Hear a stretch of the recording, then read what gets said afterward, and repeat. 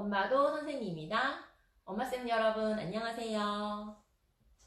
반갑습니다. 왠지 너무 오랜만인 것 같은 느낌이 드는데요. 잘 지내셨나요?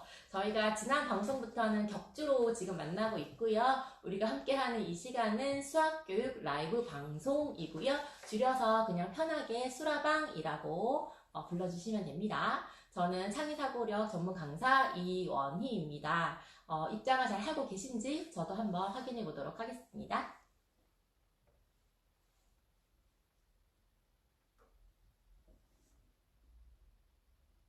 네, 입장을 해주고 계시네요. 저희 벌써 만나게 된 지 12번째 시간이 되었어요. 우리 오늘은 어떤 주제로 이야기를 나눠볼 거냐면요. 초등수학, 왜 교구가 필요한가를 주제로 이야기를 나눠보려고 합니다.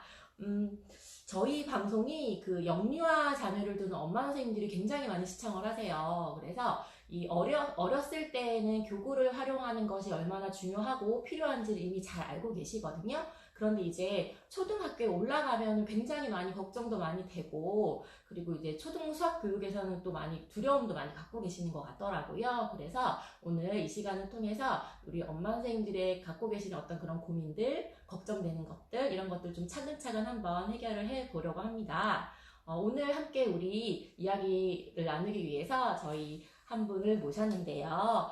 우리 엄마 선생님들이 잘 알고 계실 텐데요. 성함과 얼굴은 잘 모르실 수도 있긴 한데요. 아마 가정에서 그 도형학습지 플라토 교재는 다 갖고 계실 것 같아요. 그 교재의 저자이시고요. 지금 수학 독해 집필하고 계시거든요. 게다가 또 그 필잼 교구는 한 개는 꼭 갖고 계실 것 같은데요. 이 교구 총괄해서 다 기획하시고 개발 다 맡으셨던 지식가상상교육연구소의 연구소장님이십니다. 김성 소장님 저희 모셔서 이야기 한번 나눠보려고 합니다. 안녕하세요, 소장님. 네, 안녕하세요. 안녕하세요. 자, 이렇게 지금 다 입장을 하고 계세요. 네. 네. 자, 저희 이제 오늘도 늦은 시간 이렇게 함께 해주셨는데요. 네. 오늘 우리 엄마 선생님들을 위해서 유익한 이야기 많이 부탁드립니다. 네. 자, 그럼 한번 이야기를 시작해 볼 건데요. 자, 우선 우리가 초등수학과 교구에 대한 이야기를 좀 본격적으로 하기 전에 두 가지 정도 이야기를 좀 뭐를 한번 해볼 거냐면요. 저희가 소장님과 제가 지난번에 도형학습에 대한 이야기를 나누었었어요. 근데 그때 많은 분들이 채팅을 남겨주셨는데 그 중에서 제가 너무 마음이 아팠던 이야기가 하나 있었어요. 뭐였냐면 도형에 너무 자신이 없는데 이런 엄마가 아이를 직접 지도해 줄 수는 없겠죠? 라고 글을 남겨주셨어요. 근데 그게 저는 너무 마음이 아프더라고요. 왜냐하면 사실 엄마나 아빠가 수학이나 도형을 꼭 잘한다 그래서 아이를 잘 지도하는 건 아닌 것 같거든요. 네네네. 네. 그렇죠. 그렇죠. 네. 저도 이제 그 홈스쿨링을 하는 분이 주위에 많은데 그런 얘기를 되게 많이 하세요. 진짜로 자기부터도 이렇게 수학을 되게 싫어하는데 애를 가르치려고 하니까 막 너무 힘들고 가능한지 모르겠고 막 죽겠다고 그런 얘기를 하는데 실제로 근데 수학을 잘하는 거랑 수학을 가르치는 거는 크게 관계는 없어요. 당연히. 그리고 저는 이제 이런 책을 쓰지만 이런 책을 쓰는 거랑 수학을 잘하는 것도 크게 관계는 없어요. 오히려 이제 그냥 너무 잘하는 사람이 오히려 가르치는 걸 못하는 경우가 하다거든요. 그렇죠. 왜냐면 잘 못하는 걸 이해가 안 가니까. 네, 그걸 왜 모르는지 네. 모르니까. 저도 예전에 과외를 참 많이 했었는데, 대학 때부터. 그때 제일 힘들었던 과외가 동생 과외예요, 동생. 친동생을 과외를 했는데, 친동생이 뭘 모르는지 도저히 모르겠는 거예요. 그러니까 이제 저는 막 윽박지르기만 하고, 동생이니까. 그래서 동생이 이제 수학이 전혀 안 늘었어요. 그래서 이제, 아무리 이제 수학을 잘해도 가르치는 거는 또 별개의 문제인 것 같고, 오히려 또 수학에 별로 자신이 없어도 어떻게 좀 준비하고 하는지에 따라가지고 실제 가르치는 건 얼마든지 잘할 수 있다고 생각하거든요. 특히 보면은 애들도 그렇고 엄마들도 그렇고 사실 수학을 못하는 경우에는 수학을 싫어하는 케이스가 굉장히 많아요. 네. 수학을 싫어하게 되면 사실 수학에서 점점 손을 떼게 되고 그래서 못하는 경우가 많은데 오히려 그런 경험을 엄마도 가지고 계시다 그러면은 어떻게 하면 내 아이는 그런 경험을 안 가지게 할 수 있을까? 이렇게 고민을 하시는 게 좋을 것 같아요. 차라리. 그러니까 나는 어떤 포인트 때문에 수학을 싫어하게 됐고, 그리고 또 왜 수학을 못하게 됐는지 생각해보고, 우리 애는 그렇게 안 되려면 내가 수학 지도를 어떻게 해야 될까? 이런 데 포커스를 맞추셔야지, 네. 본인의 수학 실력이 이제 문제가 되지는 않아요. 그러니까 그냥, 또 초등 수학에서의 도형은 실제로 그렇게 어렵진 않거든요. 어렵지 않은데, 그래도 이제 집에서 이제 교과서 정도만 이렇게 좀 미리 봐주시고는, 그래서 이제 하면 되고, 실제로 애들 앞에서 그런 얘기만 안 하시면 돼요. 엄마도 뭐 수학 싫어했어. 나도 싫어. 엄마도 수학이 너무 싫어. 그런 얘기로 이제 수학에 대한 부정적인 마음만 안 가지게 하면은 좀 괜찮을 것 같아요. 네. 그러니까 자신감 가지고 하시면 됩니다, 실제. 저도 그게 중요한 것 같아요. 네. 저도 이제 아이들을 수업을 이제 지도하는 선생님으로서 보면은 그런 부모님 어떤 학습 태도나 수학에 대한 그런 이미지가 아이한테도 다 영향을 미치는 것 같더라고요. 그래서 저도 꼭 이 얘기는 정말 많이 공감을 하는 것 같아요. 네. 자, 그러면 이제 그 다음으로 또 제가 꼭 이 얘기를 먼저 하고 본격적인 이야기를 하고 싶은데 무슨 이야기냐면 특히 교구에 관한 이야기를 할 때 정말 얘기를 많이 하시는데요. 뭐냐면 성별에 따라서 과연 이 강약이 있는 것인지, 뭐 예를 들면 뭐 우리 딸은 뭐 도형이 유난히 약해요 이런 얘기들을 많이 하시거든요. 딸이라서, 아들이라서 뭐 이런 차이가 과연 있는 건가요? 뭐 이런 식의 그 얘기들은 사실 유행을 많이 타요. 저희 이게 저도 뭐 관심이 많지만 뭐 다이어트법이라든지 네. 뭐 건강에 좋은 거 싫은 거 이런 거는 굉장히 자주 바뀌잖아요. 우리가 막 1950년대에는 미국에서 막 담배가 몸에 좋다 이렇게 광고한 적도 있듯이 이런 거는 사실 이제 좀 가장 최근의 연구 결과 이런 걸 보면서 좀 보시는 게 제일 낫거든요. 네. 최근에 연구 결과에서는 불과 한 10년 전만 해도 이런 고정관념이 있긴 했어요. 이렇게 여자는 남자에 비해서 언어 능력이 이제 뛰어나고 남자는 여자에 비해서 공간 지각력이 뛰어나다 이런 고정관념이 있긴 했는데 그 실제로 고정관념이라고 하기보다는 우리가 사회에서도 그런 사례를 종종 보잖아요, 솔직히. 그래서 이제 이건 사실이 아닌가, 많은 사람들이 사실이 아닌가 받아들여서 이제 학자들이 연구를 했죠. 네. 이게 실제 그런가 네. 라고 연구를 했는데 가장 최근의 연구 결과로는 요즘엔 뇌가 이제 많이 밝혀지고 있는데 뇌를 이렇게 분석을 해보니까 남자의 뇌랑 여자의 뇌는 사실 생물학적으로 거의 차이가 없어요. 그러니까 완전히 똑같은 뇌인 거죠, 그냥. 네. 뇌 주름, 뭐 뉴런의 수, 뭐 이런 게 아무런 차이가 없어요. 그나마 조금 차이가 있다고 하는 건 남성들이 가지고 있는 일종의 공격성을 제어하는 게 여성에 비해서 약하다? 네. 요 정도? 요 정도만 네. 약간 유의미한 차이를 보이고, 어떤 공간 지각력이라든지 언어 능력 이런 데서는 차이가 보이지 않고, 오히려 개개인별 차이가 더 유별나다고 보는 것 같아요. 그런데 이제 왜 이제 이렇게 여자아이가 실제로 남자아이보다 도형을 더 못하는 경우가 많이 있냐면은, 그건 역시 저는 이제 후천적인 경험 때문인 것 같아요. 실제, 아니요, 아무리 그래도 되게 어렸을 때부터 그런데요? 라고 얘기를 하셔도, 실제로 우리가 애를 가지고, 애를 낳고, 애를 키우는 과정을 다시 한번 생각해 보면은, 애가 이미 성별이 결정됐을 때부터 우리는 애한테 입힐 옷이라든지, 애가 가지고 놀 장난감이라든지, 애가 좋아할 만한 색상들, 애 주위에 배치해야 될 모든 것들의 형태를 결정을 해요. 성별에 따라서. 그렇죠. 그 성별에 따른 그 결정이 실제로 그 애한테 미치는 영향이 되게 큽니다. 그게 나쁘다는 건 아니고요. 실제 대부분 나라에서 문화적 전통이 다 그래요. 여자아이는 여자아이답게 키우고 남자아이는 남자아이답게 키우는데 요즘에는 이제 그러한 추세가 이제 좀 바뀌고 있는 것 같긴 해요. 실제.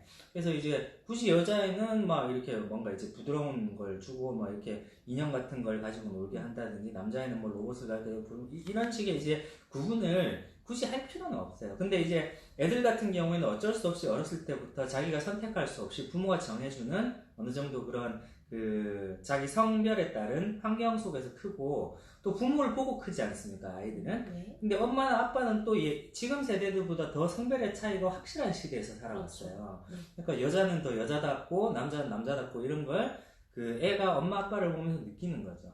그래서 실제 그런 성별에 따른 어떤 약간은 능력적인 차이가 나타나는 거지 실제로는 차이가 없어요. 그러니까 이제 이거는 이제 좀 학술적인 얘기였으니까 그러면 이제 엄마들은 어떻게 하는 게 좋으냐면은 실제로 우리 애가 딸이라서 그렇다 아들이라서 그렇다 이런 생각을 하시기보다는 뭐 그냥 지금 애가 공간지각력이 약하니까 어떻게 해야 되겠다. 애가 공간지각력이 좋으니까 어떻게 해야 되겠다. 딸이니까 아들이니까 마치 바꿀 수 없는 운명처럼 그렇죠. 받아들이시는 그건 거는 아니죠. 개인차가 있을 뿐이죠. 예. 그래서 실제로 이제 애들한테 어떻게 하면 이제 좀 어렸을 때부터 영유아 때 풍부한 공간 지각 활동을 하게 할 것인가 이 포인트에만 맞추면 돼요. 그래서 개인차를 가능한 한 줄여주는 게 좋거든요. 그러니까 이제 뭐 성별은 너무 신경 안 쓰셔도 됩니다. 저도 그런 것 같아요. 네. 수업을 하다 보면 사실은 좀 이렇게 개인차가 있긴 한데 물론 남자친구들 여자친구들이 조금 구분이 약간 되기도 하거든요. 근데 결국엔 저도 후천적인 영향이 더 큰 것 같고 그래서 우리 엄마 선생님들은 어려서부터 우리 아들들에게는 종이접기나 뭐 오리기, 색칠하기 좀 많이 해주셨으면 좋겠고 그리고 여자친구들은 이제 블록놀이 많이 했으면 좋겠다는 생각이 많이 들어요. 참고해서 꼭 어려서부터 많이 해주셨으면 좋겠습니다. 그럼 이제 우리 초등 수학과 교구 이야기 좀 본격적으로 한번 해볼 건데요. 먼저 우선 이제 저희는 지금 실제로 현장에서 질문을 많이 해주셨던 내용 중심으로 오늘 이야기를 할 거예요. 자, 먼저 무엇이냐면 이 교구와 문제집을 같이 하는 게 초등도 해당되나요? 라고 지금 물어보셨어요. 그러면 이제 유아는 보통 유아 때 교구는 끝이라고 생각을 하시는 것 같아요. 그리고 초등이 되면 뭔가 문제 위주로 해야 되고 심화를 해줘야 되고 약간 이런 생각을 많이 강하게 하시는 것 같거든요. 일단은 문제집이나 그 다른 수학 학습에 대한 일단 단계별로 이렇게 하는 거는 좀 이제 논외로 하더라도 교구에 대한 오해는 좀 바로잡을 필요가 있는 게 우리가 이 교구하면 되게 전문적인 걸로 생각하는데 그렇지 않아요. 그냥 어떻게 보면 자나 각도기도 교구인 거죠. 그렇죠. 그 다음에 색종이도 교구, 손가락도 교구예요. 그렇죠. 바둑돌도 교구고, 그 다음에 주판도 교구고, 계산기도 교구죠. 네. 이런 것들이 다 교구예요. 우리가 교구라는 거는 수학 학습을 위해서 쓸 수 있는 모든 툴들을 다 교구라고 보시면 됩니다. 네. 그러니까 어떻게 보면 유아 때는 교구고, 그 다음에 이제 어떻게 보면은 초등 때는 지면 학습이다 이렇게 생각하시기보다는 유아 때는 유아에 맞는 교구가 있고, 초등에는 초등에 맞는 교구가 있고, 그 다음 아이에 따라서는 아이의 발달 단계에 따라서는 특정 주제에 있어서는 교구가 필요하지 않은 아이가 있고, 그렇죠. 그 다음에 비록 늦은 나이지만 교구를 통해서 뭔가 보강해야 되는 나이가 있는 거예요. 그렇죠. 그렇게 좀 더 체계적으로 생각을 하시는 게 좋아요.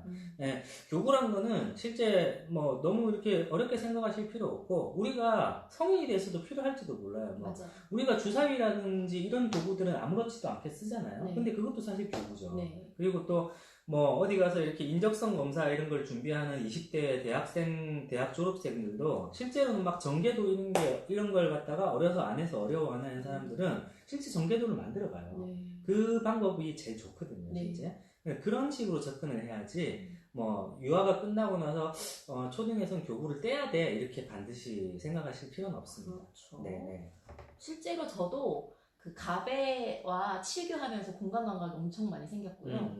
어떻게 하다가 제가 지능 검사를 했는데, 막 가배에서 했던 게 막 다 나오고 하더라고요. 그래서 지능이 좀 높게 나온 그런 저도 실제로 그런 경험이 있었습니다. 네. 저희도 이제 플라토랑 플라토 주머니를 갖다가 실제 같이 발매를 하긴 했지만 묶어서 팔지는 않잖아요. 가능하면은 그러니까 실제 교구는 필요한 애들한테 이제 필요한 애들이 있어요. 실제 네, 그건 그렇죠, 이제 또 그렇죠. 차차 또 말씀드리겠습니다. 맞아요. 왜냐면 지금 이 말씀을 잘해주신 게 이게 뭐가 고민이냐면 교구가 없어도 문제를 잘 풀어요 아이가. 근데 그럼에도 불구하고 교구가 좋다는 걸 또 아시니까 이 교구를 짚어줘야 되는 게 더 나은지 아닌지도 늘 고민을 하시거든요. 교구가 없이 특히 도형 같은 경우에는 교구가 있고 그거 문제를 푸는 데 있어서 굉장히 차이가 많이 나요. 교구가 있으면 좀 쉬워요. 확실히 문제가 쉬워집니다. 근데 교구 없이 같은 문제를 풀면 문제가 엄청 어려워져요. 그렇죠. 7교 문제도 한번 생각해보세요. 7교로 무슨 모양을 맞추라는 문제가 7개도 없이 무슨 학교 시험에서 나온다 그러면 애들은 진짜 어려워요. 그렇죠. 근데 사실은 교구가 없어도 할 수 있어야 되죠. 네, 그게 사실 공간 능력의 목적입니다. 공간 지각 능력의 목적은 뭐냐 하면은 실제 사람이 공간을 직접 움직여 보지 않아도 어떻게 움직일지 어떻게 변할지 예측하는 능력이에요. 그렇죠. 그러니까 우리가 커다란 건물이라든지 아니면 몸속에 뭔가를 또 건드려야 될 때 이럴 때 직접 미리 해볼 수가 없잖아요. 너무 위험 부담이 크고 비용이 많이 들고 리스크가 크기 때문에 이런 경우에는 미리 예측을 해야 돼요. 우리가 이제 가지고 있는 공간 지각 능력으로 여기다가 뭐를 설치하면 전반적으로 건물이 어떻게 될 것이다. 그러기 위해서 필요한 능력이 공간 지각 능력이거든요. 그러니까 사실 교구가 없이 문제를 푼다? 이게 어떻게 보면 우리 도형 학습에서의 목표예요. 그렇기 때문에 교구 없이 이제 문제를 푸는 소주제, 그 소주제마다 다 네. 다르지만 네. 그런 주제에서는 교구를 굳이 뭐 억지로 권할 필요는 없어요. 하지만 이제 거기서 놓칠 수 있는 한 두 가지 정도 요소는 있어요. 네. 뭐냐면 첫째로는 실제 애들이 문제집만 푼 애들 같은 경우에는 문제는 잘 푸는데 그게 실제 구체물하고 어떤 관계가 있는지 연결을 못 시키는 경우가 있어요. 예, 저도 네, 간단히 얘기해서 싹기나무, 그림에 그려져 있는 싹기나무 문제는 잘 푸는데 네, 맞아요. 그 싹기나무가 각도가 조금만 비틀어져도 네. 못 푸는 거예요. 네. 그거는 뭐냐면은 실제 싹기나무를 구체물의 일부로 인식을 못 하는 거예요. 그렇죠.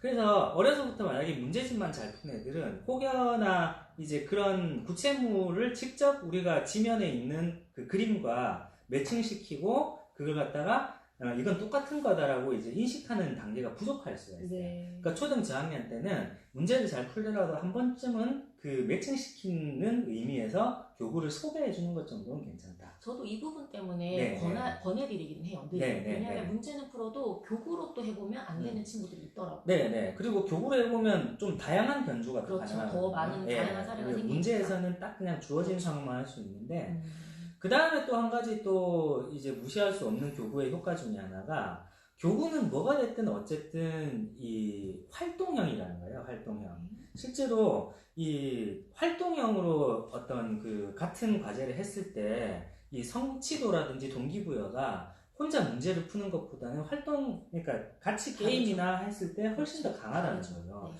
그래서 교구나 보드게임을 통해서 이런 활동을 할 때는 이런 장점이 있기 때문에 실제로 지면에서 잘하는 것도 중요하지만 초등 저학년 때라면 그래도 이런 어떤 같이 할 수 있는 활동 있죠. 엄마랑 같이 할 수 있는 활동, 애들 또래끼리 같이 할 수 있는 좀 재밌는 교구 활동들은 문제를 잘 풀더라도 꼭 해봤으면 좋겠다는 게 제가 개인적으로 가지고 있는 생각입니다.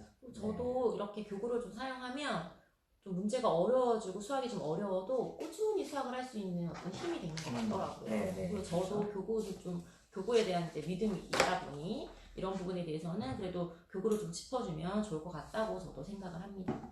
자, 그러면 이제 그럼 교구가 중요하다는 걸 이제 인식을 많이 하고 계실 거예요. 초등 수학에서도. 자, 그렇다면 어떤 종류의 활동을 좀 먼저 해주는 게 좋을까요? 사장님이 생각하셨을 때 뭔가 연령별 커리큘럼이나 아니면 뭐 매칭할 수 있는 교구가 있다고 혹시 생각을 하신다면 이야기를 한번 해주셨으면 좋겠어요.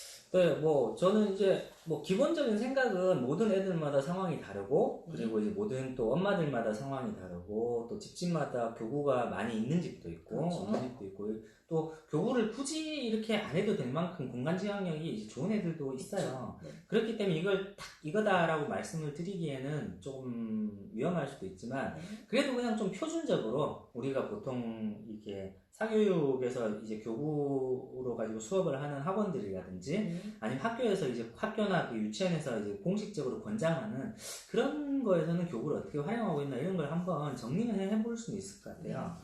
그래서 일단 제가 저번에 이제 그 교구로 가지고 그 한번 교구가 왜 필요한가 이런 특강을 어디서 한 적이 있어가지고 그걸 정리한 자료를 토대로 잠깐 말씀을 한번 드릴게요.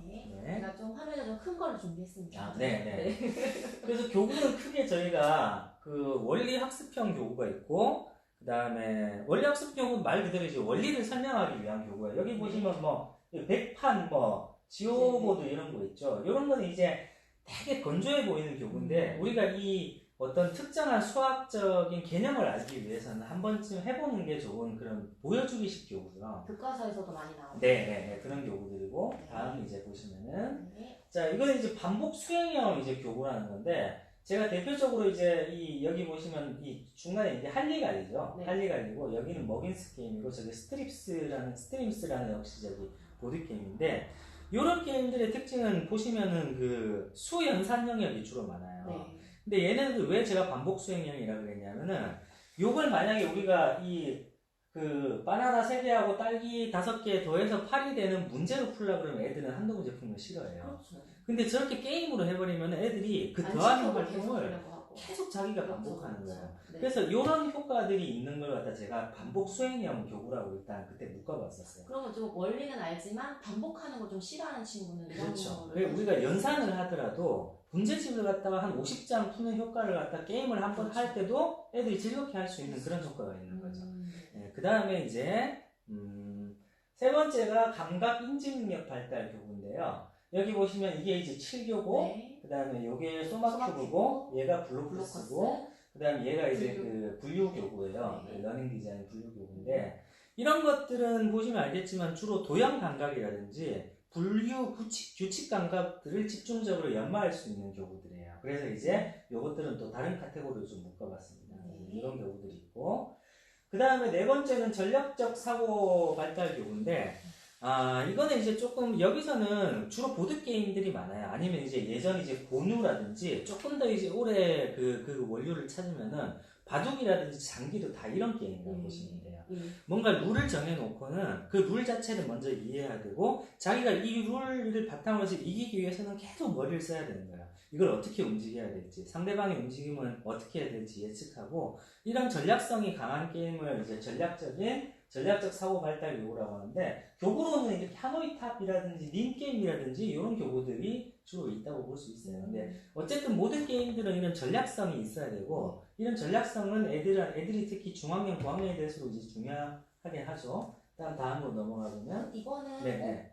수학적으로 관련이 없어 보여도 이게 응용이 좀 안 되는 친구들은 이런 걸 좀 많이 하는 게 좋은 것 같아요. 하는 것도 좋고, 그리고 또 애들이 실제로 수학을 하면서 가장 놓치기 쉬운 게 이걸 왜 해야 돼? 네, 그렇죠. 근데 이걸 왜 해야 돼를 갖다가 야, 너 나중에 좋은 대학 가야지라는 되게 멀리 있는 목표를 그렇죠. 가지고 너무 멀리 있는 하면 목표. 어린애들한테 와닿지 않죠. 와닿지 않아요. 그냥 단순히 그냥 수학이랑 놀이의 경계를 허물고 그 안에서 그냥 지금 이걸 해서 네가 이기고 싶지 않냐 라는 그냥 좀 더 원초적인 동기부여를 주기 위해서는 이 보드게임의 이런 부분을 좀 활용할 부분이 필요가 있는 것 같아요. 그 다음을 보시면은 이건 수행평가형 교구라고, 이것도 이제 원리교구의 일종인데, 제가 그때 이제, 고학년 중등에서 필요한 교구들은 약간 이제 직접 교구를 제작하고, 그러면서 자기가, 수업 시간에 배웠던 원리들을 뭐 예전 고대 교구랑 이제 그렇죠. 이제 연관시켜서 설명하고 뭐 이런 식의 좀 더 발달될 때의 교구를 갖다가 좀 예측한 겁니다. 지금은 만들면서 탐구할 수 있는 그렇죠. 그런 탐구형 교구인 거죠. 주로 이제 초등, 고, 중등에서 주로 쓸 수 있는 그런 것들이고, 뭐 대표적으로 뭐 이건 좀 유명하지 않을까 모르겠다. 뭐 아무튼. 그래서 상세하게 한번 얘기해 볼까요? 그래서 이제 이거는 그냥 교구를 제가 이렇게 좀 약간 병렬식으로 그냥 분류를 한 거고, 그러면 이제 이걸 우리가 이제 도형에서는 어떻게 해야 되나라고 했을 때, 먼저 영유아 시기 때, 즉 우리가 한 2세부터 한 7세까지, 우리가 보통 2세에서 한 4세까지는 그냥 영아라 치고 5세부터 7세는 유아라고 볼 때, 영유아 시기에는 아까 제가 말씀드렸지만 실제 가장 중요한 거는 공간적인 체험 활동을 굉장히 많이 해야 됩니다. 실제 우리가 후천적으로 아까 남자의 여자의 얘기도 했었고, 공간 감각이 좋고 안 좋은 애들의 차이점을 얘기할 때 가장 두드러진 차이점이 그거예요. 뭐냐면 어렸을 때 블록이라든지 이런 공간 지각 활동을 충분히 하는 아이와 그렇지 않은 아이가 실제 초등 저학년 때부터 그 차이가 분명히 들어요. 그래서 이때는 그냥 어떤 목적성을 가지기보다는 그냥 지금 있는 많은 이제 영유아형 교구들을 만지고 물고 뜯고 쌓고 허물고 하게 하는 그런 기본적인 체험들을 하게 하는 게 좋습니다. 그래서 영아와 유아의 어떤 그 교구 차이는 있는데요. 영아는 주로 진짜 아무런 목적이 거의 없어요. 애가 그냥 편하게 잡고 다양한 촉감. 그 다음에 다양한 촉감, 그다음 편하게 쌓고 굴리고 애가 다치지 않게 좀 부드러운 소재를 사용하고, 그 다음에 원목도 커다라면서 모서리가 이렇게 둥글둥글한 그런 걸 주로 많이 쓰고요. 그 다음에 유아 때는 이제 조금 분명한 목적성을 가져가지고 실제 교구가 이제 처음으로 이제 추상적이 되기 시작해요. 예전에는 이제 막 무슨 사물하고 연관이 되어 있다 그러면 그렇죠. 유아 때부터는 이제 뭔가 이제 원기둥의 모양을 띠기 시작하고 구의 모양을 띠기 시작하고 이런 분명히 추상화된 그 기하학적 모양은 아닌데 약간 기하학적인 그 요소가 이제 가미된 이제 학습을 위한 교구가 준비되기 시작하는 거거든요. 그래서 유아 때는 이제 그런 부분들이 좀 이제 그 권장하실 거고, 어쨌든 영아 유아는 목적이 같아요. 목적이 학습보다는 공간적 체험입니다. 이때 집중적으로 사람은 이 시기에 공간 그 체험을 바탕으로 해서 죽을 때까지 보통은 그 감각을 가져가요. 그래서 이때 그런 체험을 최대한 많이 해주는 게 좋습니다. 자, 그러면 이제 초등으로 넘어가 볼게요.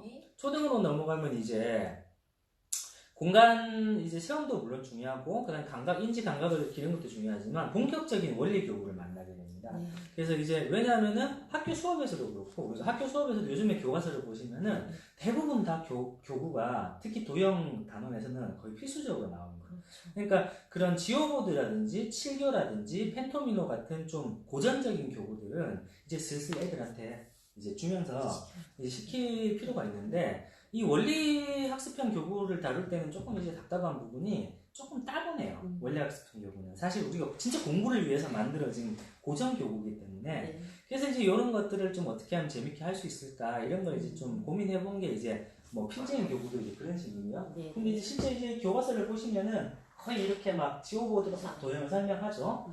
이제 이런 교구들은 사실 그럼 왜 종이로 안 하고 저런 걸로 하냐면은 실제로 해보시면은 예 그리고 도형을 만들기가 여러 번 반복해서 만들기가 종이를 여러 번 막 지우고 막 이렇게 새로 칠하고 예 진짜 고무줄 하나로 그냥 여러 가지 도형을 자기가 점 하나 옮기면서 어떤 도형이 되는지 관찰할 수 있고 이런 걸 하기가 훨씬 편하기 때문이에요. 근데 그렇게 재밌진 않죠. 이런 게 이제 초등 저학년에서 이제 좀 더 가미되는 교구라고 볼 수 있고요. 그럼 초등 이제 저학년에서 중학년으로 넘어갈 때, 즉 2학년, 4학년 정도가 되겠죠. 요때는 이제 슬슬 교구라든지 원리 학습형 교구라든지 기본적인 인지형 교구, 만지고 노는 교구에 대해서 애들이 실증 내기 시작해요. 즉, 뭐, 굳이 뭐 자기가 이제 학교에서 배우는 거랑도 별로 연관이 없는 것 같고, 그리고 이제 뭐, 그러니까 이제 이때는 어떻게 보면 아까 얘기했던 그 전략성이 가미된 보드게임, 즉 도형 보드게임들을 주로 해주는 게 좋습니다. 이때는 이제 슬슬 애들한테 아 이거 그냥 만지고 노는 것만 해도 재밌지 이런 게 슬슬 안 먹히는 나이가 거죠. 이제 슬슬 애들도 크기 때문에 선물이라고 줘도 뭐 이제 뭐 칠교 이런 거 주면 안 돼요. 네. 물론 칠교 재밌게 할 수 있어요. 하는 때가. 근데 이제 그런 것보다는 오히려 이제 이 나이 때는 이제 같이 활동하는 그런 걸 굉장히 좋아하기 시작해요. 슬슬 소통하고 피드백하고 이제 엄마랑 하든지 친구랑 하든지 이제 그런 걸 자극해가지고 애들이 그 도형 감각을 갖다가 뭐 블록푸스 같은 그 펜토미노턴이라든지 블록푸스 같은 그걸 갖다 친구랑 같이 하더라도 자기가 그걸 하면서 감각을 쫙 끌어올리는 게 중요해요. 특히 되게 중요한 게 우리가 초등 1, 2학년하고 3, 4학년의 교육 과정이 달라요. 맞아요. 특히 1, 2학년에는 주로 그냥 되게 쉬워요, 정말로. 네. 뭐 삼각형이 뭐다, 사각형이 뭐다 이런 거 하다가 갑자기 4학년에 맞아요. 도형 돌리기 뒤집기가 나와요. 네. 그때부터 이제 이게 뭐지? 이건 엄마도 어려워요. 그게 이제 연계가 돼서 5학년에 대칭 합동으로 넘어가고 그게 결국에는 나중에 중등에 그 어려운 그 삼각형, 사각형 이 합동 그다음에 그 닮음 이쪽으로 가는 거거든요. 그게 제일 어려운 부분이에요, 실제. 그러니까 3, 4학년에 실제 어떻게 하면 애들이 조금 그 도형을 조작하는 활동 있죠. 뒤집고 거울에 비춰보고 그다음에 이런 것들을 미리 할 수 있는 그런 교구들을 하는 게 좋아서 저희가 이제 펜토미노 턴이라든지 이런 것도 개발을 하게 된 겁니다. 그래서 어쨌든 이제 그런 교구들은 확실히 이제 1, 2학년하고 목적이 다르죠. 1, 2학년은 그냥 기본적인 개념을 가르치는 거라면 4, 5, 6학년 즉 고학년을 위해서는 조작 중심의 그런 식의 조작 중심의 활동적인 전략 중심의 교구들을 하는 게 좋다. 자, 그럼 마지막으로 이제 고학년이 됐을 때. 아까 근데 질문에 고누 물어보셨어요? 이건 지금 고누고요. 네. 고누는 특별히 이렇게 뭐 교구를 구매하시거나 하지 않아도 검색만 하셔도 충분히 활동지도 많고 바둑돌로도 할 수 있고 가까이 집에서 있는 재료로도 충분히 하실 수 있으시거든요. 그러니까 질문 중에 이게 이제 혹시 마방진인가 이렇게 지금 생각하신 것 같아요. 저 그냥 종이에 이게 그림만 그려도 그림 그리셔도 돼요. 괜찮아요. 그리고 활동지 같은 것도 되게 많으니까 먼저 한번 검색해서 무료로 다운 받으시는 게 좋을 것 같습니다. 그럼 이제 다음으로 한번 넘어가 볼까요? 네. 그리고 이제 저희가 이제 많이 간과하는 부분이 뭐냐면은 이제 초등 2, 3학년 정도 되면은 그 다음에 이제 4, 5학년 되면 거의 대부분의 이제 학원이든지 그 다음에 그 집에서든지 교구를 애들한테 안 주기 시작해요.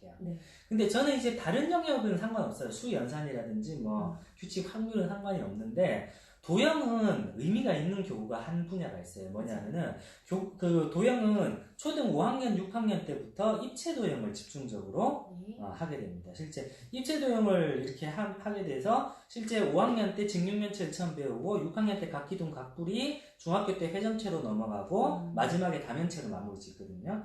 근데 이때도 이 다면체까지가 그렇게 아주 어렵지는 않아요. 실제 다른 중학교 때 처음 배우는 그런 뭐 유리수, 무리수 이런 거에 비하면 저는 좀 쉽다고 생각하는데 네. 유독 어려워하는 애들은 다 이런 입체 도형을 해봤죠. 직접 이제 안 해본 애들이죠. 그렇죠.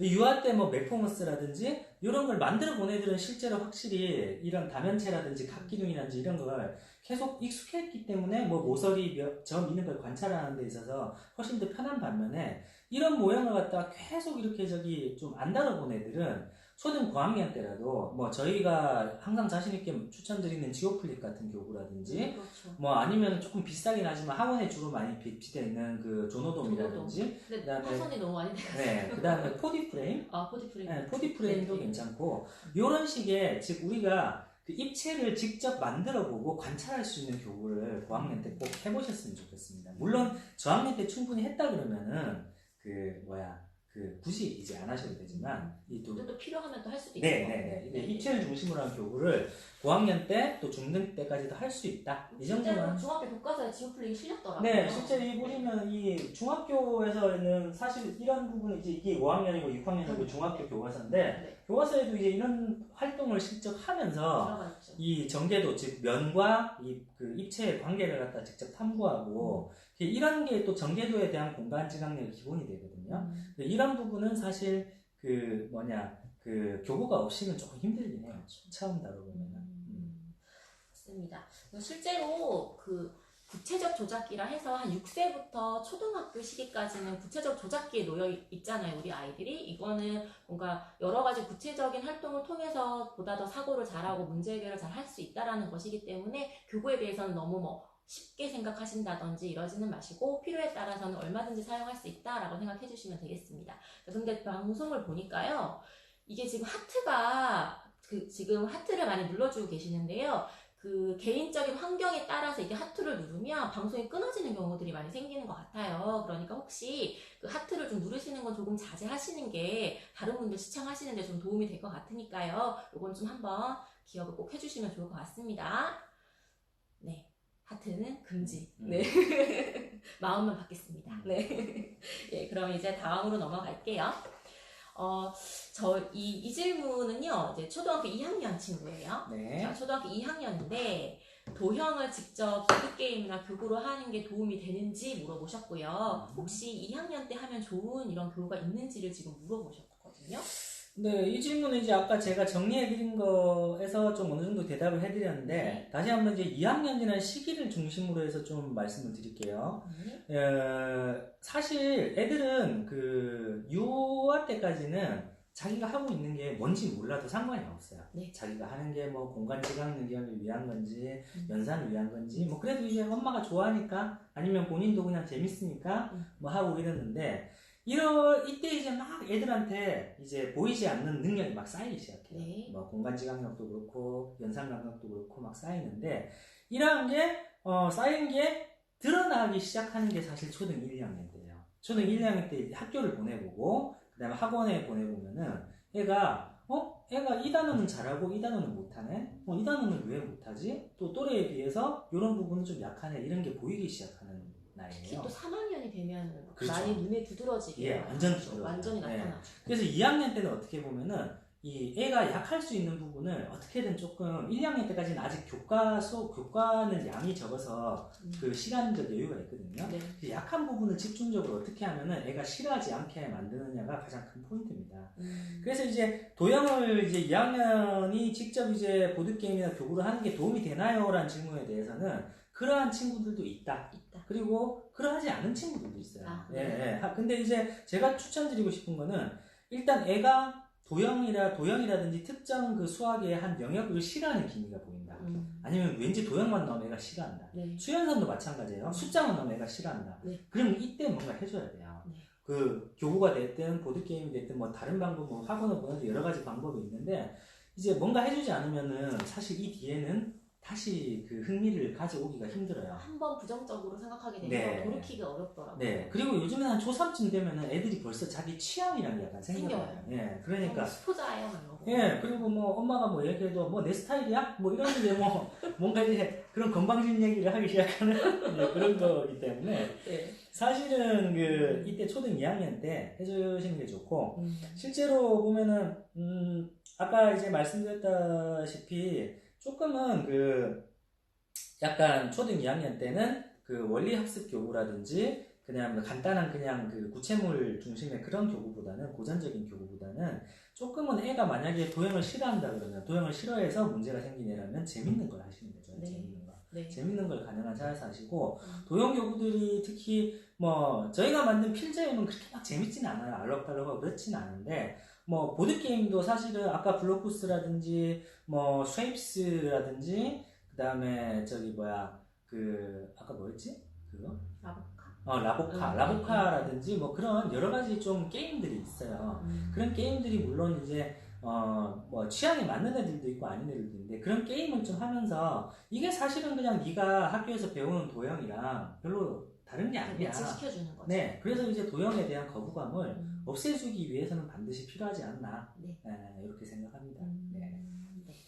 그 아까 그 채팅에서도 보면 지금 사고력 학원 얘기 질문들을 좀 해주시는데요. 마찬가지로 필요하다면 보낼 수도 있는 거죠. 네, 그렇죠. 네. 사고력 학원 같은 경우도 이제 목적이 분명해야 돼요. 그렇죠. 진짜로 이제 예전에 사고력 학원은 영재교육원을 보내려고 많이 했잖아요. 네. 근데 영재교육원을 보내려고 사고력 학원을 보내는 시대는 좀 끝나긴 했어요. 네. 그리고 당연히 근데 영재교육원을 보내려면 사고력 학원 반드시 보내야 돼요.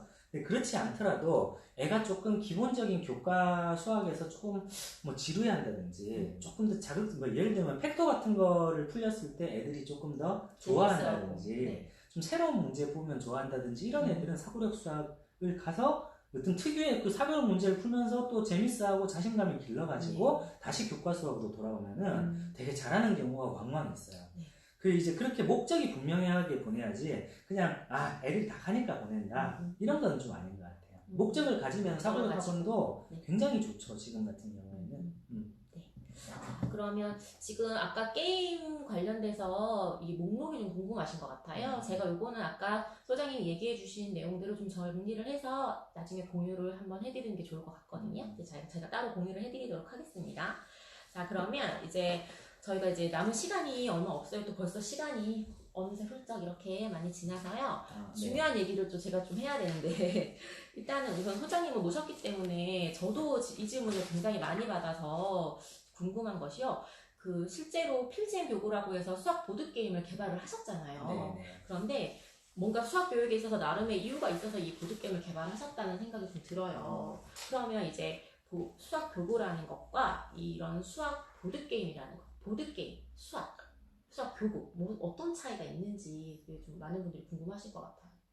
그래요? 네, 왜냐면 예. 오르땡 얘기를 엄청 많이 하시거든요. 해야 하나요? 뭐 하면 좋은가요? 어디 좋은가요? 오땡 다 하시는 거구나. 근데 이제 저는 이제 이게 이제 개발자나 뭐 업계에 있는 사람들만 관심을 가지는 거니까 뭐 이렇게 뭐 엄마들은 솔직히 보드 게임이든 교구든 뭐 애들이 잘만 하면 재밌어하고 좋아하고. 근데 이제 저희가 이거 그 필제임을 처음 개발할 때 이제 느꼈던 그 원래 교구 활동에 대한 뭐 생각들 이런 거는 공유할 필요가 있는 것 같아서 말씀을 드리면은 실제로 필제임 교구를 보면은 다 원형 교구들이 있어요. 맞아요. 보면은 펜토미노터는 펜토미노가 원형이고 그 다음에 큐브 빌드는 소마 큐브랑 쌓기나무가 원형이고 그 다음에 폴리타는 치즈가 원형이고 그 다음에 트랜스 넘버는 쌓기나무 숫자 카드 그 다음에 그 머긴스 빙고는 머긴스 게임이랑 빙고 게임이 원형이에요. 근데 이제 이런 게임들을 갖다 굳이 저희가 왜 더 이렇게 막 뭘 넣고 책까지 넣어가지고 재발매를 했냐 이거는 당연히 뭐 이유가 있겠죠. 이유가 있는데 저의 멘토라고 할 수 있는 그 한원주 대표님이 예전에 CMS 계실 때부터 그 안에서 이제 CMS 내부 창의사고력 프로그램을 만들 때부터 그때부터 교구를 사실 접목하셨어요. 그러니까 거의 10년이 넘었죠. 그쵸. 그때는 이제 교구가 이제 만들 수가 없었으니까 그때는 수입을 해서 러닝 리소스에서 수입을 해가지고 그 프로그램을 붙인 건데 이제 그 교육을 해보니까 장점이 있고 단점이 있었는데 그렇죠. 장점은 뭐 여러분들이 아는 그런 거예요. 실제로 부채물들을 했을 때 막 이제 이런 여러 가지 장점이 있는데 단점이 뭐였냐면은 이러한 교구들이 사실 처음 개발된 지가 100년이 넘은 것도 있어요. 100년, 맞아요. 7교 이런 거는 200년도 넘어, 야, 맞죠. 몇천 년이겠죠, 실제로는. 네. 근데 이제 그런 교구들이 그전에는 이제 교육적으로 의미가 있었는데 시대가 지나고 하다 보니까 애들이 이 교구들을 별로 재밌어 하지 않는 거예요. 물론 재밌어하는 아이들도 재밌어하는 애들도 있지만 그건 7교 놓고는 야, 이 그림 맞춰봐 이런 활동에 대해서 지금 시대의 아이들은 사실상 별로 흥미를 못 가져요. 그리고 소바큐브 이런 것도 너 이거 가지고 무슨 모양 만들어봐 막 하다가 싫으니까 짜증나고 이거 안 되니까 짜증나고 선생님 안 돼요. 그냥 한 1분 2분 하다가 포기하는 거죠. 옛날 사람들은 놀 게 없고 시간이 많았으니까 이거 가지고 하루 이틀 막 고민하고 했겠지만 유괴식판이라고 그래서 네네네 뭐 손님이 주인을 기다리는 네 그렇죠. 네. 소마큐브도 원래는 뭐 마약 이름이 그 원래 그거잖아요. 네. 그러니까 그 정도로 재미가 있는 게임이었다는데 지금은 그렇지 않죠. 즉 너무 올드한 게임이 돼버린 거예요. 올드한 활동이고 퍼즐 중심의 1인 퍼즐 중심의 그런 단순한 보여주기식 교구가 돼버린 거죠.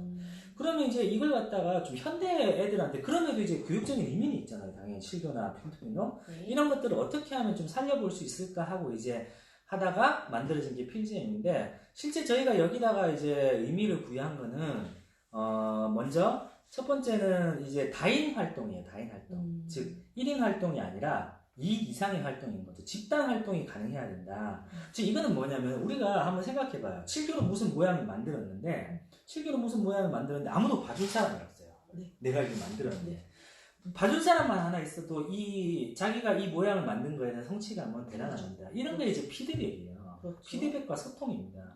단순히 그냥 모양 맞추기 놀이를 해도 두 사람이 같이 누가 먼저 이쁜 모양 맞출래 이런 거랑 너 정말 잘 만들었어 서로 칭찬하고 비판하고 하는 활동을 하는 거랑 이거는 너무 달라요. 혼자서 그냥 이 모양 다 만들었어 다음 이렇게 하는 것보다는 그래서 저희는 집단 활동이 가능한 교구를 만들어야 되겠다는 생각을 했고 그 다음 두 번째는 이제 저희가 이걸 갖다 수학 보드게임이라고 이름 붙인 이유인데 보드게임은 참 재밌잖아요.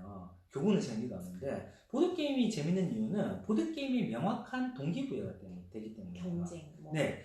그래서 해보면 정말 별것도 아닌 마지막 최종 카드를 먹기 위해서 막 여러 가지 머리를 쓰고 하잖아요. 근데 그 정도로 몰입하게 만드는 흥미 요소들, 동기부여 요소가 있는 게 보드게임의 장점이라고 생각해서 아주 잘 적용했다고 할 수는 없지만 저희가 보드게임의 그런 요소들을 갖다가 상당 부분 저희가 그 교구 활동 안에 이제 넣었기 때문에 저희가 수학 보드게임이라는 이름을 갖다 편의상 붙인 겁니다.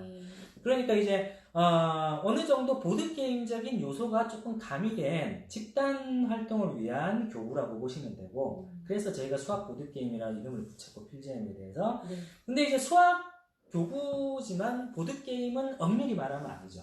왜냐하면 목적이 다르기 때문에. 목적이 다르죠. 네. 수학 교구는 저희가 엄격하게 얘기하면은 아무리 재밌어도 학습이 목표입니다. 네. 공부가 목표인 거고 보드게임은 아무리 학습적인 보드게임이라도 결국엔 재미가 있어요. 그렇죠. 보드게임은 정말 즐겁자고 하는 거예요. 즐거운데 거기서 뭔가 얻어지는 게 있으면 좋은 거죠. 그러니까 일단 즐거움이 포인트가 되면 보드게임이고 학습이 메인이 되면은 저희가 수학 교구라고 보셔도 됩니다. 근데 이제 저희가 수학 보드게임이라고 이름 붙인 거는 그만큼 보드게임에서의 동기부여 요소라는 게 수학 교육에서도 얼마나 중요한지 그리고 실제 동기부여가 된 아이들이 실제 그런 활동을 했을 때 얻어지는 요소랑 시너지는 단순히 한두 문제를 풀었을 때랑은 비교가 안 될 정도로 어마어마하죠. 그래서 그런 바램까지 담아서 붙인 이름입니다. 실제로 이제 저 같은 경우에도 이렇게 보면은 만약에 아이들과 활동을 하실 때 수학을 하실 때 특별히 수학적으로 크게 오류가 있는 거 아니고서는 보드게임 이 규칙적으로 하는 게 또 자발적으로 사고하는 데도 도움이 되잖아요. 그러니까 어느 정도 융통성을 발휘하셔도 될 것 같아요. 너무 규칙에 매이지는 않으시는 게 좋지 않을까라는 생각이 들더라고요. 네네.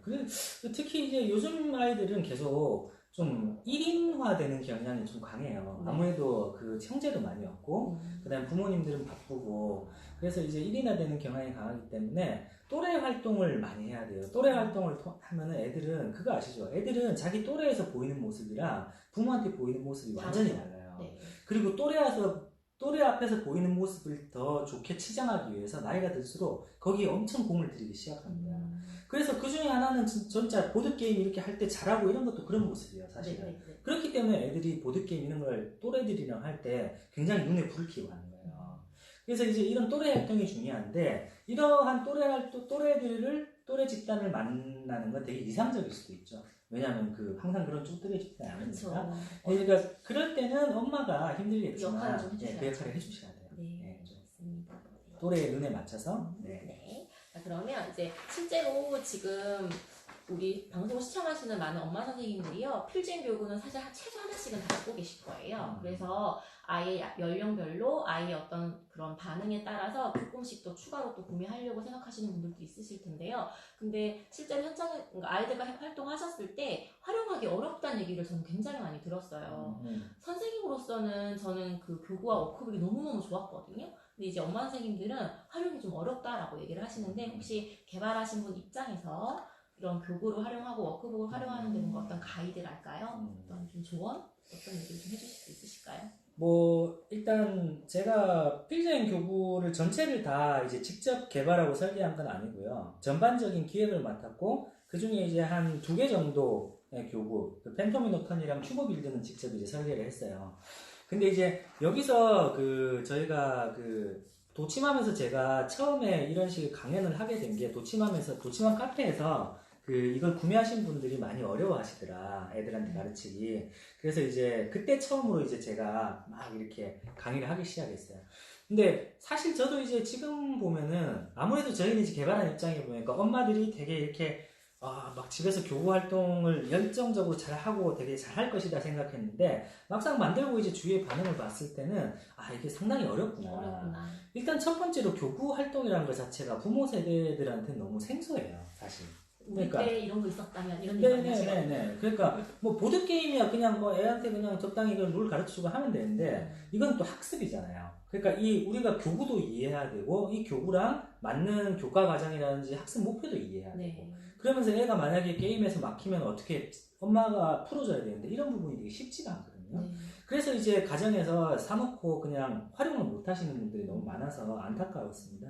그래서 이제 저희도 이런 식의 이제 강연도 제가 이제 각 교구별로 많이 했고요. 그 다음에 동영상 촬영도 해가지고 동영상 교육 자료도 만들려고 했는데, 올해 이제 저희가 라방을 시작하면서부터는 저희가 이 라방도 그런 채널로 좀 집중적으로 활용을 하려고 해요. 아무래도 엄마가 혼자 이렇게 공부해서 교구의 장점이라든지 교구 수업을 할 때 유의점이라든지 이런 걸 진짜 혼자 연구해서 애들한테 해주는 건 거의 불가능한 것인 것 같고, 누가 좀 도와드려야 되는데, 저희도 이제 예전에는 그런 걸 도와드릴 만한 여유가 없었지만, 요즘에는 이제 좀 이렇게 유원희 선생님 같은 전문가도 이제 모시고 있고, 그러니까 저희가 이제 라방에서 계속 이 교구를 갖다가 계속 소개를 드릴 것 같아요. 교구 활용법을 갖다가. 근데 단순히 이제 교구 활용법이 그렇다고 해서 무조건 펜토미노턴이 있어야 되는 게 아니고, 펜토미노턴이 없더라도 펜토미노가 있으면 돼요. 폴리탄이 없어도 칠교만 있으면 종이로 오려서 만들어줘야 되잖아요. 종이로 만드셔도 돼요. 네, 그럼요. 그러니까 굳이 교구를 갖다 비싼 교구를 사는 것도 좋지만, 안 사도 사도 잘할 수 있으면 해도 되지만, 집에 보면 칠교나 펜토미노 이런 것도 많이 있는데 활용 못 하시는 분들이 많거든요. 있는 거 먼저. 그래서 라방에서 저희가 원희생님이 계속 아마 저희가 필지행 교구를 중심으로 해가지고 활용법들을, 가정에서 활용법, 엄마들이 아까 처음에 말씀드렸던 건 도형을 하나도 모르는 엄마라도 할 수 있는 그런 재밌게. 활용법들을 저희가 차곡차곡 쌓아 나가고, 설령 저희가 도치망 라방을 갖다 나중에 이제 종료되는 이후라도 저희가 완성을 해가지고 좀 이렇게 어디 좀 보기 좋은 데다가 유포를 이렇게 좀 배포를 하도록 하겠습니다. 그리고 또 하나는 이제 교재에 대한 내용인데요. 교재가 확실히 조금 저희가 한 권 안에 저희가 유아부터 초등 3학년까지 또 사고력 수학까지 막 담다 보니까 난이도의 편차가 굉장히 큽니다. 그래서 사실 어려운 거는 어머니가 못 푸시는 게 아니에요. 애가 못 푸는 게 아니에요. 그래서 자연스러운 현상입니다. B단계, C단계 점점 올라가면서 교재가 어렵긴 해요. 그러니까 교재의 어느 정도 난이도 편차라든지 교재가 좀 약간 딱딱하고 좀 그렇잖아요. 그런 부분을 좀 뭐라고 해야 되나? 좀 해소하기 위해서 저희가 좀 간단한 활동지를 좀 만들어서 무료 배포하려고 하거든요. 근데 이제 저희가 이제 가지고 있는 그냥 저희 공지하는 그런 카페가 있어요. 그 카페에서 주로 이루어질 것 같은데 그 예를 들면 이제 필진 교구 중에 뭐 폴리탄 교구랑 같이 하면 좋은 한 장짜리, 그렇죠. 두 장짜리 활동지. 폴리탄이 없어도 된다는 거죠. 그렇죠. 치료가 있어도 되는 되는 거죠. 그래서 그런 활동지를 저희가 매주 이렇게 좀 한 두세 장씩이라도 근데 이런 것들은 워크북 하기 조금 어린 나이라든지 어려워하는 애들은 그냥 교구할 때 하나 정도 이렇게 문제가 아니라 약간 좀 뭐라고 해야 되죠? 네, 편하게 막 선 긋고 막 색칠하다 보면 이제 되는 그런 거 있죠? 그래서 이제 그런 데서 계속 이렇게 좀 올려서 저희가 제공을 하려고 합니다. 그러니까 그 부분은 좀 많이 기대해 주시고 필지앤 카페이기도 한데 저희가 이런 부분들은 그 도치방 카페에 그렇죠. 드려도 돼요. 그럼요. 저희가 어차피 무료 배포기 때문에 라방 자료실 따로 있어요. 예, 라방 자료실에 올려도 되니까. 되고 도치방 카페에서도 저희가 드리면 되는 그럼요. 거고. 네. 예, 이거는 저희가 공짜로 뿌릴 거고 그다음에 이거 배포도 자유이기 때문에 아마 곧 편하게 만나실 수 있을 거예요. 그래서 이런 부분에서 이제 저희가 조금 어머님들이 가지고 있는 교육에 대한 어려움을 갖다가 좀 해소를 해드려야지 그렇죠. 어머니들이 스스로 하시기는 좀 어려울 것 같아요. 네. 그래서 이 부분은 저희가 이제 제공하는 이런 교육 어떤 그 정보 서비스를 좀 많이 기대해 주세요. 네네. 네. 도치만 카페도 그렇고요. 필지엠이 따로 또 카페가 있거든요. 거기서도 글도 많이 남겨주시고 댓글도 많이 남겨주시고 라방에도 이렇게 많이 참여하셔서 채팅 많이 남겨주시면 저희가 다 반영해서 할 거니까요. 많이 참여해주시고 관심 많이 가져주시면 좋겠습니다. 네. 그러면 저희가 남은 시간 동안에는요. 이제 아까 많은 질문들을 해주셨는데 네. 우선은 교구 부분은 제가 정리를 해서 따로 이제 제가 전해드리면 될 것 같아요. 너무 염려하지 마시고요. 캡처 못했다고 걱정하시는 분들 있으신데 너무 염려하지 마세요. 제가 목록 다 정해드릴게요. 그리고 이 부분인데 너무 안타까운 부분이에요. 초3 여자친구인데 수학에 흥미가 이미 없어졌어요. 네. 그래서 수학을 싫어하게 됐고 어떻게 지도해야 되는지 물어보시는데요. 네. 사실은 이미 수학을 싫어하게 되면 다시 돌이키기가 매우 어렵잖아요. 굉장히 그리고 어려워요. 꽤 오래 걸려요. 네. 그리고 다시 좋아지는 건 어려울 수 있지만 그럼에도 불구하고 수학을 꾸준히 해야 한다라는 것들은 자극을 줄 수 있는 거는 같거든요. 네. 어쨌든 이거는 좀 길게 보셔야 될 것 같아요. 이 질문을 올려주신 분은요, 그냥 당장 어떻게 아이를 하려고 하지 말고 길게 보셔야 돼요. 네, 일단 그 초3 여아가 수학에 흥미를 잃었다는 거는 되게 많이 일어나는 현상이에요. 그러니까 너무 걱정 안 하셔도 되는 게 애가 유별난 건 아닙니다. 실제 네. 초3 때부터 이런 우리에만 경향이 이상한 건 아니에요. 네, 이런 경향이 확 드러나요. 아, 확 드러나고 또 약간 예전 우리 중2처럼 약간 반항기가 시작되는 것도 초3이긴 해요. 요즘에는 초3, 초4 이때부터 좀 맞아요. 서기 시작해요. 맞아요. 이제 부모의 말에 이제 토를 달기 시작하고. 맞아요. 근데 일단 제가 말씀드리고 싶은 거는 당장에 뭔가 확 자극적인 뭔가로 애의 흥미를 불러오는 거는 불가능하고 부작용도 심합니다. 그러니까 차라리 그냥 목표를 조금 낮게 가는 건 어떨까요? 그냥 싫어하는 건 이해한다. 근데 애가 나중에라도 혹시 관심을 다시 가질 수 있어요. 왜 이건 특히 엄마가 어떻게 하는 것보다 또래한테 자극을 받는 경우가 더 많습니다. 근데 또래한테 자극을 받는 거는 나중에 중학교 때면 학원 가서 이럴 때요. 뒤늦게. 이제 막 애들하고 같이 학원 가려고 그러니까 자기가 그때 안 한 게 너무 후회가 되는 거예요. 근데 그때라도 애가 따라갈 수 있게 하려면은 최소한 교과, 아주 기초적인 수준의 교과랑 그럼 초등에서 절대 놓치면 안 되는 연산. 이 정도 기초만이라도 애가 싫어도 꾸역꾸역 풀게 해주세요. 그것만 하자고 그냥 애한테 설득을 하고. 설득해야죠. 네, 해야 됩니다. 너무 무리한 걸 시키지 마세요. 네. 그래서 6학년 때까지 일단 애가 그냥 교과의 기본적인 것만 좀 알 수 있게. 그 정도만 한번 애를 좀 살랑살랑 좀 꼬신다 그래야 되나? 맞아요. 예. 네. 그 정도만 해주시면 중학교 때 따라갈 기반은 만들어져요. 근데 만약 그것마저 안 하면 사실 그냥 빠이빠이가 되는 경우가 많아요. 그냥 수학은 그냥 내 그 학창 시간에 없는 과목이다. 네. 지금 너무 재밌어요. 초1 남아도 말대꾸 하고 아. 고3도 말대꾸 한다고 지금 얘기해주고 계세요. 네. 요즘 애들이 참 똑똑해요. 그죠? 네. 맞습니다. 네, 저희 오늘도 이렇게 너무 귀한 시간 내주셔서 너무 감사합니다. 저희가 밤 11시에 해서 많이 힘드시겠지만 사실은 우리 엄마 선생님들은요, 뭔가 일과를 마무리하면서 뭔가 차분하게 좀 생각을 정리할 수 있는 시간이 사실 이 시간대거든요. 네, 그래서 좀 네. 힘드시겠지만 앞으로도 이렇게 좀 꼭 시간을 내주셨으면 좋겠습니다. 네. 근데 저는 일단 제가 보시면 알겠지만 말을 횡설수설하는 편이라 가지고 아니에요. 도움이 좀 되면 좋겠는데. 도움이 많이 되죠. 좀 네. 이렇게 저도 이렇게 방송을 계속 좀 하면서 네. 조금 더 어떻게 하면 현장 얘기도 좀 네. 들어주시고. 어떻게 하면 좀 도움이 되는 얘기를 해드릴까. 네. 또 어머니도 이렇게 댓글 다 정리해서 다 저한테 다 주시거든요. 네. 그거 읽어보면서 저도 느끼는 바가 많아요. 그래서 개발하면서 어떻게 개발해야 될까 이런 거 하니까. 그래서 저도 이런 시간 가져서 너무 좋고요. 저한테는 좀 이렇게 학부모랑 만날 수 있는 별로 그 지필자가 어디 있겠어요. 그렇죠. 저한테는 되게 영광스러운 시간입니다. 네, 감사합니다. 그렇게 네. 말씀해 주셔서 너무 감사합니다. 네, 아닙니다. 네. 자, 오늘 정말 어떠셨나요? 많이 고민되셨던 부분들 차근차근 해결해 보려고 이 시간 마련했고요. 우리 시간은 이제 수학교육 라이브 방송으로 줄여서는 우리가 편하게 수라방이라고 이름 부르고 있어요. 저희 격주로 목요일 밤 11시에 만나고 있으니까요. 조금 졸리고 힘드시는 분들도 있으시겠지만 저희 꼭 놓치지 마시고 방송 꼭 봐주셨으면 좋겠고요.